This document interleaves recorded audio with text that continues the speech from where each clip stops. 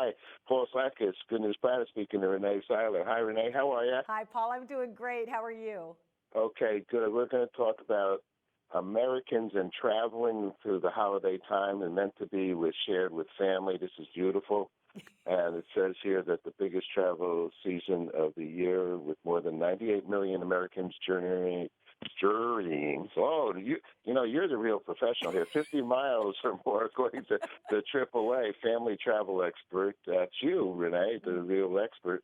Reveals new holiday travel survey results. I think it's from Home Alone, and it's all good. So, hi, Renee. Hey, Paul. It's actually Home Away, and Home Oh, Away, yeah, and Home Away actually conducted this survey, 4,000 families in the United States and in Europe, and really, 81% were saying, "Oh, yeah, we can't wait to spend time with our family and our friends." But listen to this: 2/3 of them were saying we fully anticipate getting into an argument with friends or family during that time. So as you can see, it's kind of a good news, bad news situation. But on the whole, a lot of folks plan on spending time with family this holiday season. Uh-huh. Well, when I said Home Alone, I'm not really off because the movie was about a child being left home, right? Exactly. And actually, one of the things you want to talk about is this Santa thing. Tell us about that. Yeah, so I have a number of girlfriends. You know, I have a blog, goodenoughmother.com, and I have a number of girlfriends, mom bloggers, who would like to travel with family and friends during the holiday, but they're worried because their kids have said, "But Mom, what if Santa can't find us where we go?" And so HomeAway has this great website. It's a microsite called reroutesanta.com, and you can enter the address where you're going to be, and you can reassure the kids that Santa will be able to find them and deliver their presents to them in a timely manner. You know, the real trick about this is we all want to be with friends and family. We all want to enjoy. But the fact is, the holiday season can be very stressful. I'm all about trying to reduce some of that stress by just making it easy on yourself. And part of that is making sure everybody has enough space. You know, sometimes you go out on, on vacation and you rent like 3 or 4 hotel rooms, or worse yet, you get everybody in the same hotel room. Nobody has anywhere to go. So you're always on top of each other. People are sniping at each other. And so a really great way to handle that this season is to, say, rent a vacation home. And it'll be a place that's big enough to incorporate all of the families, or let's say you do one that's just right around the corner from your house and you just send the in-laws over there. I'm just saying. So, hey, I'm a grandpa. I'm a grandpa. but then you know what it's like. I mean, sometimes you like to be with the family, but you also like to be away from the family. Well, my sister just did that out, and so her son moved out, and they just had a baby. He's out in the San Francisco area, and her other daughter's actually in the Washington, D.C. area, and they rented a house in the Napa Valley, and they do that. They like to do that in places, and they find it's perfect because they all have a lot of kids and a lot of family, and that's really a good one. And I know HomeAway. Actually, I know that company, and I know they're great at that, right? Yeah, and what's fantastic about this too, also, is it's great for people who are budget conscious. If you're trying to kind of keep an eye on your pennies, sometimes when you go out on vacation, you have to eat every meal out if you're staying in a hotel. In this situation, you don't have to eat every meal out. Let's say you want to do breakfast and lunch in, and then just dine out at night. So it's also quite an economical option as well.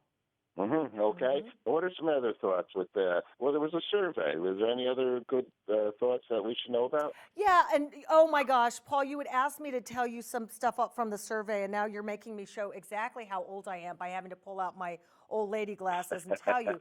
But what's interesting is 4 in 5 people, so 84% of people said they will still, even though they know they might argue, spend time with family over the Christmas holidays.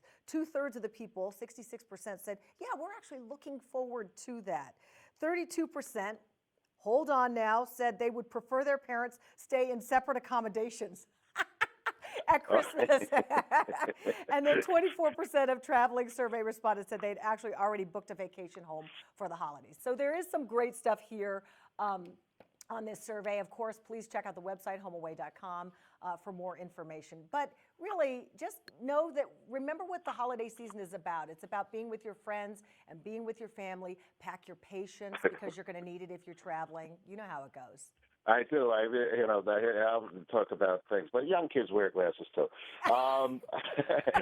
Johnny Carson used to say on Thanksgiving, he used to say, people travel thousands of miles, and they realize why they live thousands of miles away from their family.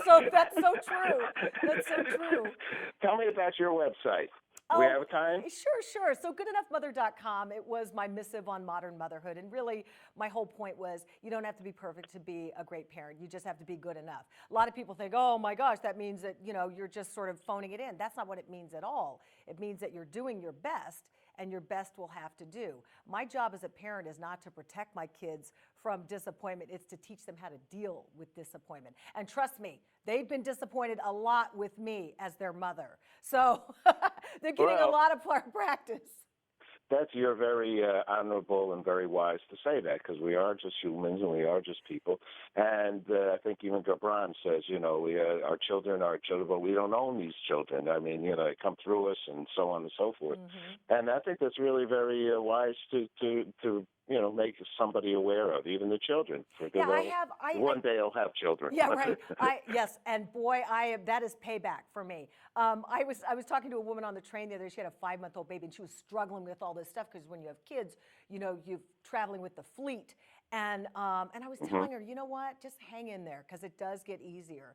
And she said, she lived in Manhattan, and she said, but all these mommies are doing everything right. I said, listen, there is no right way, so just let that go. So yes, it was it was an awesome time to share with her. Are you still working with the Susan B. Komen organization? I am. I still do a lot of work with breast cancer survivors, really trying to get the word out about women of color who are diagnosed less with breast cancer but die more. So trying to change the trajectory of that disease in women of color. But yeah, I do a lot. And then I'm raising these 2 kids. I'm raising a husband. Married to a husband. So yeah. Raising a husband. I can understand that. That works.